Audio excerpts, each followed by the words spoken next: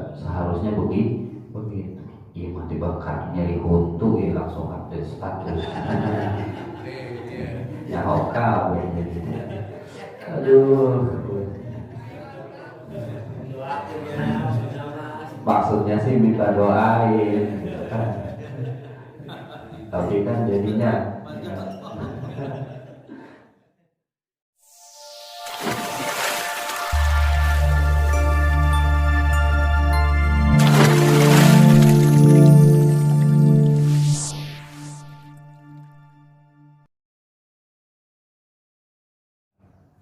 wasalasun min kunuzil jannah. Ada 3 perkara, 3 hal di mana kalau 3 hal ini kita lakukan, maka 3 hal itu termasuk dari harta yang ada di surganya Allah Subhanahu wa ta'ala. Apa itu? Yang pertama, kitmanul musibah, menyembunyikan musibah. Apapun musibah yang menimpa kepada kita, semata-mata itu adalah ujian dari Allah Subhanahu wa ta'ala. Susahnya yang kita hadapi dalam hidup ini, bersabar kita melewatinya. Ya udah, nggak perlu diceritain ke orang-orang bahwa saya susah, bahwa saya ini lagi musibah macam-macam lah. Ketika musibah yang kita dapatkan itu kita sembunyikan, kita sabar, maka itu termasuk kelak jadi harta kita di surganya Allah Subhanahu wa ta'ala. Ya. Yang kedua, min kunuzil jannah kitmanul marad. Nah, jadi ada musibah, ada penyakit sendiri. Yang kedua adalah merahasiakan penyakit. Di mana kita ditimpa sakit, diuji sakit oleh Allah Subhanahu wa ta'ala, kita sabar, kita doa, ya Allah, ini penyakit kalau memang Engkau takdirkan untuk sembuhkan ya Allah. Ya, kalau memang Engkau terus uji aku dengan keadaan seperti ini, mudah-mudahan ini penyakit jadi penggugur setiap dosa-dosa dan kesalahanku ya Allah. Tuh, benar nggak? Seharusnya begitu. Iya mati bakar nyari huntu ya langsung update status. Ya hoka gitu. Aduh. Maksudnya sih minta doain gitu kan. Tapi kan jadinya jangan tunduk. Saya mau nggak tahu ini Mas Eto. Jadi kan kalau nggak hadir dikiranya gimana? Iya. Jadi apa? Musibah, sakit apapun ya. Walaupun kita ya zaman sekarang mah memang sudah zamannya seperti ini gitu kan. Tapi niatan kita bukan buat ya udahlah, niatnya bukan buat pamer. Niatnya bukan supaya diketahui orang, supaya pengen dikasihani sama orang, enggak. Tapi niatnya supaya mudah-mudahan banyak orang yang doain.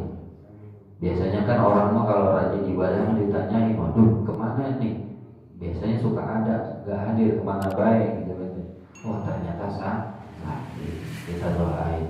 Nah, tapi kaidahnya kalau orang yang mampu menyembunyikan penyakitnya sekecil apapun, maka insya Allah termasuk diantara menjadi sebab bekalnya menuju surganya Allah Subhanahu wa ta'ala. Yang ketiga, kitmanus sadaqah, merahasiakan atau menyembunyikan sedekah.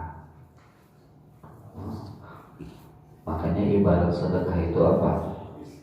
Anfaqa yaminuhu wa la ya'lamu shimaluhu. Orang yang sedekah itu bagusnya apa? Ketika bersedekah tangan kanannya ngasih tapi tangan kirinya enggak tahu. Ibaratnya seperti itu. Artinya apa? Memberi, bersedekah, berinfak, yang lain, orang lain enggak ada yang tahu. Bahkan ada satu kisah, satu cerita pernah saya ceritain. Ini ada orang soleh di Maghrib Maroko, dia mimpi. Dalam mimpinya dia didatangin sama baginda Rasulullah SAW. 3 kali 3 malam berturut-turut, Abushir bulan bin bulan bin bulan, innahu min ahlil jannah. Kata baginda Rasul dalam mimpinya, sampaikan kepada si Fulan, si Anu tinggal di Anu, rumahnya di sini, sampaikan kepada dia bahwa dia termasuk dalam ahli syurganya Allah Subhanahu wa ta'ala. Penasaran, 3 malam berturut-turut mimpi seperti itu, akhirnya apa? Berangkat. Ternyata si Fulan tersebut tinggalnya gak jauh dari kota Mekah. Dari Maroko Maghrib berangkat ke Mekah, datang menunaikan umroh, selesai ibadah umroh, nyari, nanya sama orang-orang sekitar. Ditanya, kenal nggak sama si Bulan bin Bulan bin Bulan? Katanya tinggalnya di sini, di sebelah mana? Kenal. Ngapain kamu nyariin dia? Kata orang-orang situ, kamu makan orang soleh, orang baik, seorang alim, seorang ulama dari Maghrib, dari Maroko. Ngapain nyari ini orang begajulan, bahasa kitanya, orang yang tukang maksiat? Saya bermimpi bertemu baginda Rasulullah, dan demi Allah saya tidak bohong, saya baru selesai menunaikan umrah. Saya bermimpi dan menyampaikan kepadamu bahwa beliau mengatakan engkau termasuk dalam ahli syurganya Allah Subhanahu wa ta'ala. Subhanallah. Ini orang gak percaya. Masa iya? Saya ini orang ahli maksiat. Jangankan beribadah, itu Ka'bah yang dekat tinggal melangkah kelihatan, saya nggak pernah masuk ke dalamnya.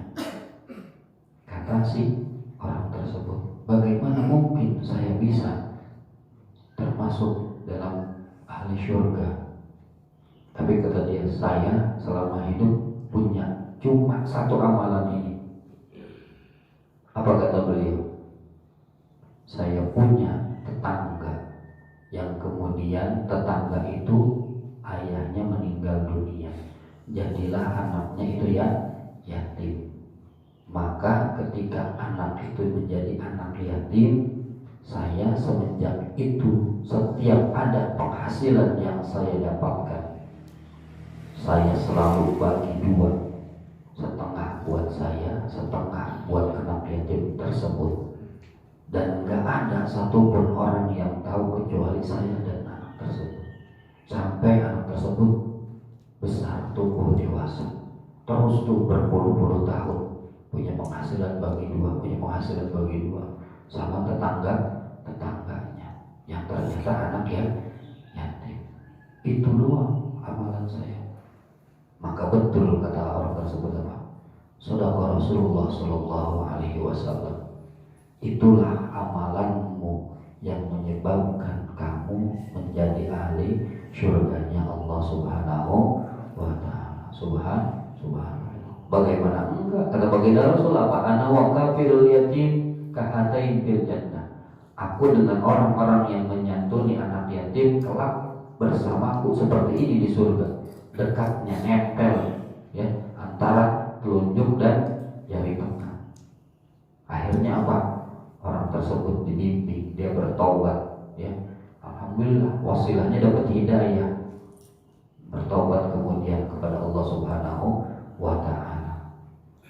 Selesai tobat kemudian niat melaksanakan umrah. Baru umrah ya, tawaf keliling Ka'bah baru 2-3 kali, ternyata apa? Allah takdirkan ajalnya diambil, dijemput oleh Allah Subhanahu wa ta'ala. Husnul khotimah. Dalam keadaan tawaf dia meninggal, dipanggil Allah Subhanahu wa ta'ala. Artinya kalau orang sudah menghendaki ya orang itu baik dan di penghujung hayatnya baik, maka Allah berikan jalannya mudah bagi Allah Subhanahu wa ta'ala. Apalagi kita insya Allah yang selama hidup insya Allah tidak pernah bermaksiat ya, yang selama hidupnya maksiat dosa-dosa letik doang lah ya. Dosa besar mah enggak, yang mudah-mudahan insya Allah kita termasuk ahli surganya Allah Subhanahu